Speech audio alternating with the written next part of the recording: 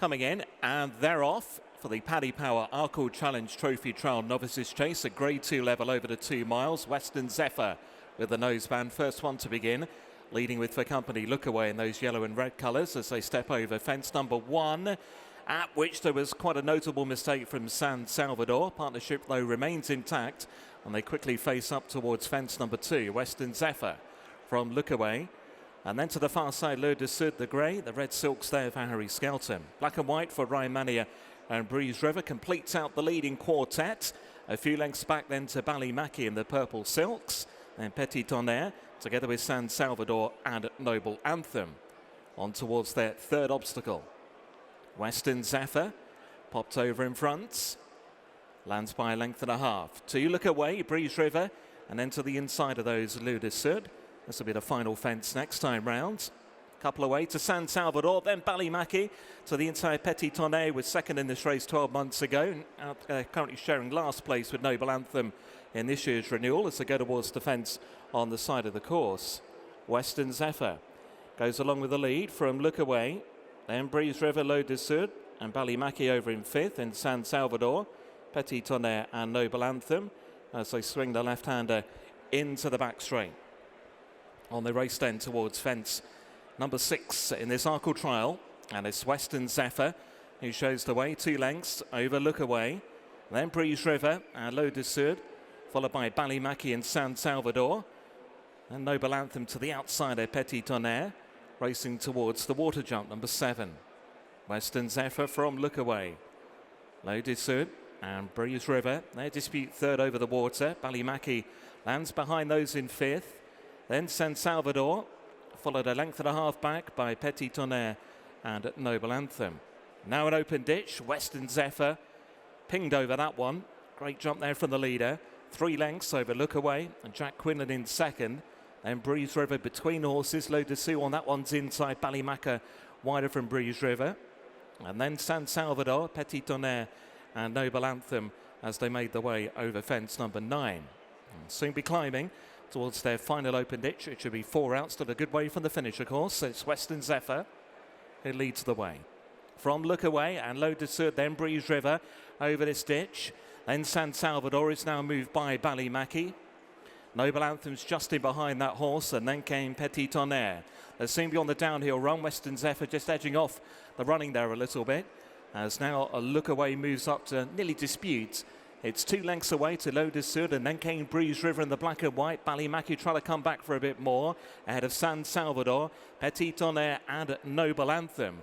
Racing downhill then towards 3 out with the noseband Western Zephyr. Yellow and red for Lookaway. These two about a couple of lengths ahead of Le Sud, who's over that one in 3rd. Then Breeze River, followed by San Salvador. Ballymackie now shaken up. Then Noble Anthem and Petit Tonnerre. They're racing their way back towards home shortly. 2 more fences left to take in the Paddy Power Arkle Challenge Trophy Trial Novices Chase. Western Zephyr leading from Lookaway. Between the pair of them, the grey moving up with menaces Le Sud. San Salvador has certainly latched onto the leading group now in that light blue jacket. They've kicked away from Petit Tonnerre. 2 out looming large Lookaway, Le Sud, the grey, Western Zephyr wider, and then the challenging San Salvador. These 4 race on now down towards the final fence, and it's Le Sud who now begins to pull on. Le Sud over the final fence, clear, and now 6 lengths in front from Western Zephyr. Then came Lookaway, followed by San Salvador, but Le Sud is cantering up the hill. He's going to win this very easily indeed. He's going to be 2 out of 2 over fences.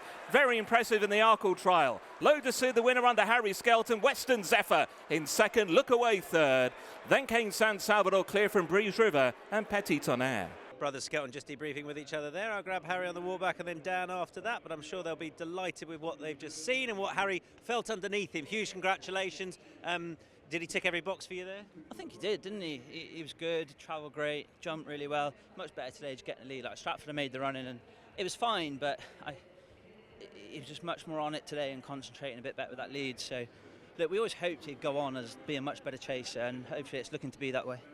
You've got loads of horse, loads of engine clearly. Is there anything you feel he needs to work on? Obviously, it's at very early days for him.